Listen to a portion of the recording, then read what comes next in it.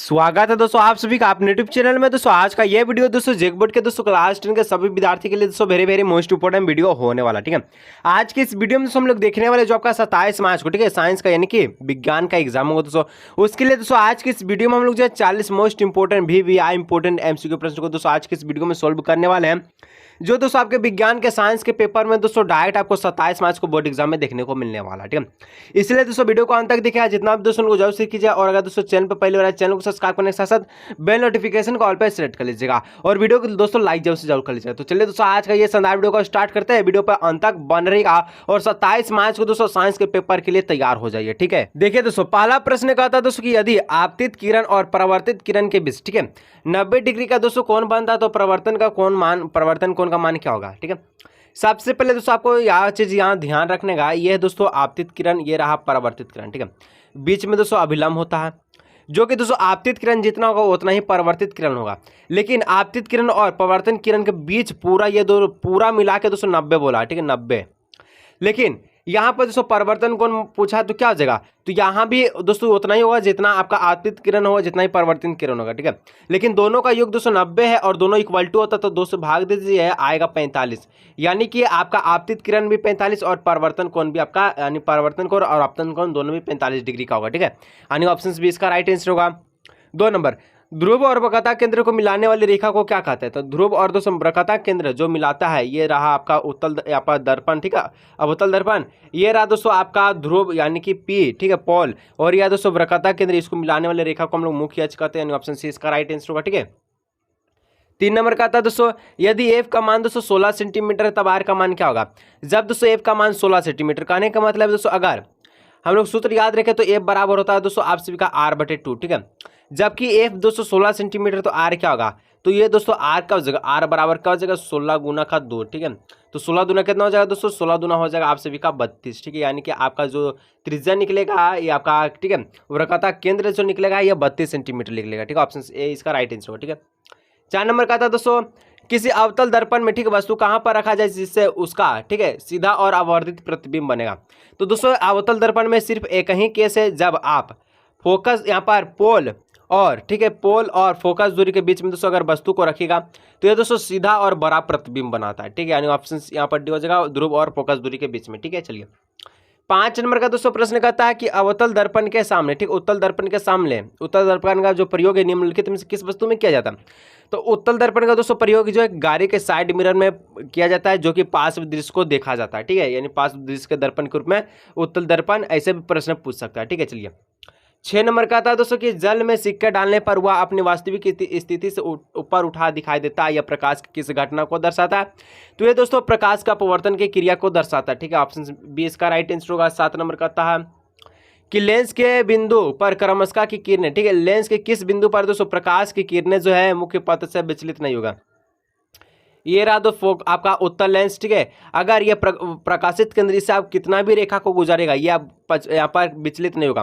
ठीक है, यानी कहने का मतलब दोस्तों प्रकाशित केंद्र इसका राइट आंसर। ठीक है, ऑप्शन बी। ठीक है, चलिए 8 नंबर का था दोस्तों उत्तल लेंस को अभिसारी लेंस क्यों कहते हैं। इसलिए कहते हैं दोस्तों कि जो उत्तल लेंस है, ठीक है, ये आपका जो उत्तल लेंस है ये सभी किरणों को दोस्तों एक तरह क्या करता है, यहाँ पर एकत्रित कर लेता है। ठीक है, एक जगह संयोजित कर लेते हैं, यानी कि एक या प्रकाश की किरणें को एक जगह एकत्रित करता है। ऑप्शन ए इसका राइट आंसर। ठीक है, चलिए 9 नंबर का प्रश्न कहता है दोस्तों कि नेत्र में जाने वाले प्रकाश की मात्रा का नियंत्रण कौन करता है। तो पुतली करता है, ऑप्शन डी इसका राइट आंसर होगा। ठीक है, पुतली के द्वारा ही दोस्तों आप जो है यहाँ पर आपके जो आंखें हैं ये बड़े और छोटे होते हैं। ठीक है, चलिए 10 नंबर का आता है दोस्तों कि सामान्य नेत्र का निकट बिंदु होता है। निकट बिंदु बोला 25 सेंटीमीटर, दूर बिंदु बोलेगा तो इसका आंसर क्या होगा, नीचे कमेंट कीजिएगा, सभी का जवाब आना चाहिए। ठीक है, चलिए 11 नंबर का प्रश्न कहता है दोस्तों मानव नेत्र में प्रतिबिंब के प्रकृति कैसे होते हैं। मानव नेत्र में दोस्तों प्रतिबिंब के प्रकृति उल्टा और वास्तविक होता है। ठीक है, ऑप्शन डी इसका राइट आंसर होगा। ठीक है, चलिए 12 नंबर का दोस्तों प्रश्न कहता है कि जरा दूर दृष्टा होने का क्या कारण है। तो दोस्तों जरा दूर दृष्टा होने का जो कारण ये समंजन क्षमता जो है घट जाता है। ठीक है,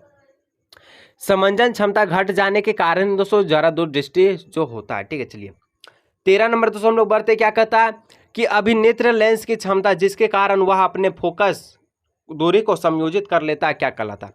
अभिनेत्र लेंस की क्षमता जो आपने फोकस दूरी को समयोजित कर लेता है इसको हम लोग समंजन क्षमता कहते हैं, यानी ऑप्शन ए इसका राइट आंसर होगा। ठीक है, चलिए 14 नंबर का प्रश्न कहता है दोस्तों कि निम्नलिखित में से कौन से रासायनिक समीकरण संतुलित है। ठीक है, अब रासायनिक अभिक्रिया संतुलित है। देखिए पहला ऑप्शन देखिए दोस्तों, एफ यहाँ पर 1 है, यहाँ पर एफ 3 है, तो ये द्रव्यमान संरक्षण के तो ये बिल्कुल खिलाफ चल गया, यानी ऑप्शन यहाँ पर एक गलत हो जाएगा। बी कहता है दोस्तों एफ यहाँ पर 3 है, एफ यहाँ पर भी 3 है। ठीक है, एच दोस्तों 2 है, यहाँ पर ओ एच आपका जो है 4 दूना 8 हो गया आपका, ये भी द्रव्यमान संरक्षण के खिलाफ यानी गलत है। तीसरा ऑप्शन कहता है दोस्तों एफ 3 है, यहाँ पर भी एफ 3 है, और हाइड्रोजन दोस्तों यहाँ पर 4 है, हाइड्रोजन यहाँ पर भी 4 है, ऑक्सीजन दोस्तों यहाँ पर भी 4 है, यहाँ पर भी ऑक्सीजन 4 है। कहने का मतलब है दोस्तों आपका ऑप्शन सी इसका राइट आंसर होगा, ये आपका जो है संतुलित समीकरण है। ठीक है, चलिए 15 नंबर का प्रश्न कहता है दोस्तों कि दिए गए रासायनिक समीकरण में पदार्थ दिए गए रासायनिक समीकरण में, ठीक है, यहाँ पर किस पदार्थ का उपचयन तथा अपचयन हो रहा है। उपचयन जिसमें ऑक्सीजन जुटेगा और अपचयन जिसमें ऑक्सीजन का ह्रास होगा। ठीक है, चलिए तो सूत्र है CuO और H2 है। ठीक है, यहाँ पर दोस्तों Cu और H2O बनेगा। कहने का मतलब दोस्तों Cu के साथ O यहाँ पर जुड़ा हुआ था, अभिक्रिया करने के बाद दोस्तों H अकेला था, लेकिन H के साथ अब O यहाँ पर जुड़ गया। तो कहने का मतलब है H का दोस्तों क्या हुआ, H2 का यहाँ पर हाइड्रोजन का क्या हुआ, उपचयन हुआ, और CuO का अपचयन हुआ। ठीक है, ऑप्शन सी इसका राइट आंसर हुआ। ठीक है, चलिए 16 नंबर का था दोस्तों कि रासायनिक अभिक्रिया में भाग लेने वाले पदार्थ को क्या कहते हैं। तो रासायनिक अभिक्रिया में दोस्तों भाग लेने वाले पदार्थ को दोस्तों हम लोग अभिकारक कहते हैं। ठीक है, ऑप्शन ए इसका राइट आंसर हो। ठीक है, अभिकारक। 17 नंबर का प्रश्न कहता है दोस्तों कि किसी रासायनिक अभिक्रिया में उत्पाद का कुल द्रव्यमान अभिकारक के द्रव्यमान के क्या होता है, बराबर होता है, क्योंकि द्रव्यमान संरक्षण का नियम यही बताता है कि जितना ही अभिकारक होगा उतना ही उत्पाद बनेगा। ठीक है, इसमें ना आप किसी प्रकार के यहाँ पर बढ़ा सकते हैं या फिर किसी प्रकार की गिरावट कर सकते हैं, यानी ऑप्शन ए इसका हो जाएगा बराबर। ठीक है, चलिए 18 नंबर का था दोस्तों CO4 प्लस, ठीक है, 2O2, यहाँ पर दोस्तों CO2 बन गया और H2O अलग हो, H2O हो गया और साथ में दोस्तों ऊर्जा निकल रहा। तो ये किस प्रकार का अभिक्रिया, तो जहाँ पर भी दोस्तों ऊर्जा निकलने की बात है ये आपका ऊष्माक्षेपीय अभिक्रिया हो जाए। ठीक है, ऊष्माक्षेपीय, ऑप्शन से इसका राइट आंसर हुआ। ठीक है, चलिए अब 19 नंबर का दोस्तों प्रश्न कहता है A प्लस अम्ल है। ठीक है, जो कि यहाँ पर अभिक्रिया करने के बाद लवण और कार्बन डाइऑक्साइड और जल बनाता है। तो यहाँ पर A कौन होगा, A क्या होगा, तो यहाँ पर A दोस्तों आपका कार्बोनेट होगा। कार्बोनेट जब भी अम्ल के साथ अभिक्रिया करे तो लवण और कार्बन डाइऑक्साइड के साथ साथ जल भी बनाता है। ठीक है, चलिए 20 नंबर का प्रश्न कहता है दोस्तों कि निम्नलिखित में से किस पदार्थ में नीले पत्र डालने पर वह लाल नहीं होगा। तो नीला जो लाल नहीं होगा यानी कि अम्ल नहीं होगा, तो यहाँ पर क्या होगा CH3, यहाँ पर क्या हो जाएगा, देखिए यहाँ पर दोस्तों क्या बोलता है कि निम्नलिखित में से किस पदार्थ में नीला पत्र डालने पर, ठीक है, नीला पत्र डालने पर वह लाल नहीं होगा। तो यहाँ पर दोस्तों NaOH। ठीक है, यहाँ पर ऑप्शन से इसका राइट आंसर हो। ठीक है, क्योंकि ये आपका क्या है, क्षार है, तो ये इसमें डालेगा तो ये नीला को लाल नहीं करेगा। ठीक है, चलिए 21 नंबर का प्रश्न कहता है दोस्तों दिए गए किस लवण में क्रिस्टलीकरण का जल मौजूद है।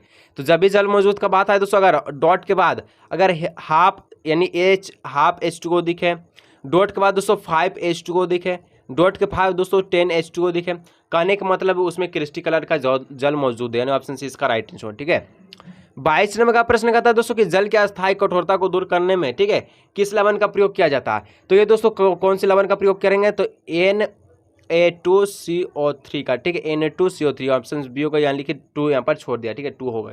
ठीक है, चलिए 23 नंबर दोस्तों क्या कहता है कि जल की उपस्थिति में हाइड्रोक्लोरिक अम्ल अपना अम्लीय गुण प्रदर्शित करता है, क्योंकि उसमें क्या होता है H+ आयन उपस्थित होता है। ठीक है, उसमें H+ आयन उपस्थित रहता है, ऑप्शन बी इसका राइट आंसर होगा। ठीक है, चलिए 24 नंबर का प्रश्न कहता है दोस्तों कि पदार्थ दिया गया ABCD और इसका pH मान दिया है 2, 4, 7, 14। तो यह पदार्थ में कौन सा क्षारक है, तो क्षारक कौन होगा दोस्तों, जो 7 से सबसे ज्यादा होगा, तो 7 से सबसे ज्यादा D दिख रहा है, यानी ऑप्शन सी यहाँ पर D हो जाएगा। ठीक है, 14 इसका राइट आंसर होगा।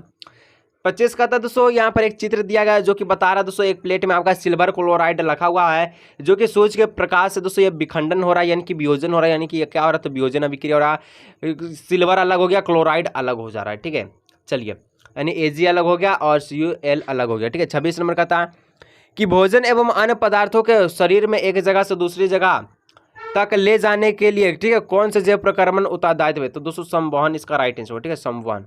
ठीक है, इसका राइट आंसर जो ऑप्शन डी इसका राइट आंसर। ठीक है, चलिए 27 नंबर का था दोस्तों कि प्रकाश संश्लेषण में निम्नलिखित में से किस पदार्थ की आवश्यकता नहीं होती। तो दोस्तों जल का आवश्यकता होता है, कार्बन डाइऑक्साइड का आवश्यकता होता है और क्लोरोप्लास्ट का भी आवश्यकता होता है, लेकिन कार्बोहाइड्रेट का आवश्यकता नहीं होता, ऑप्शन सी इसका राइट आंसर होगा। ठीक है, चलिए 28 नंबर का था दोस्तों कि मनुष्य में किस प्रकार का पोषण होता है। तो मनुष्य में दोस्तों परजीवी पोषण होता है। ठीक है, परजीवी, मनुष्य किस प्रकार का पोषण है, तो परजीवी पोषण है। ठीक है, चलिए नेक्स्ट दोस्तों 29 नंबर का प्रश्न कहता है कि वसा के पाचन के लिए कौन सा एंजाइम उत्तरदायित्व है। तो वसा के पाचन के लिए दोस्तों आपका लाइपेज यहाँ पर उत्तरदायित्व हो जाएगा। और दोस्तों लार के लिए, ठीक है, यहाँ पर कौन सा पाचन का कौन सा एंजाइम उत्तरदायित्व नीचे कमेंट कीजिएगा, ठीक है। चलिए 30 नंबर का था दोस्तों श्वसन प्रक्रिया में ग्लूकोज का पायरुपेट में टूटना कहाँ होता है। तो ये दोस्तों आपका माइटोकॉन्ड्रिया में होता है, ठीक है, माइटोकॉन्ड्रिया में, ठीक है।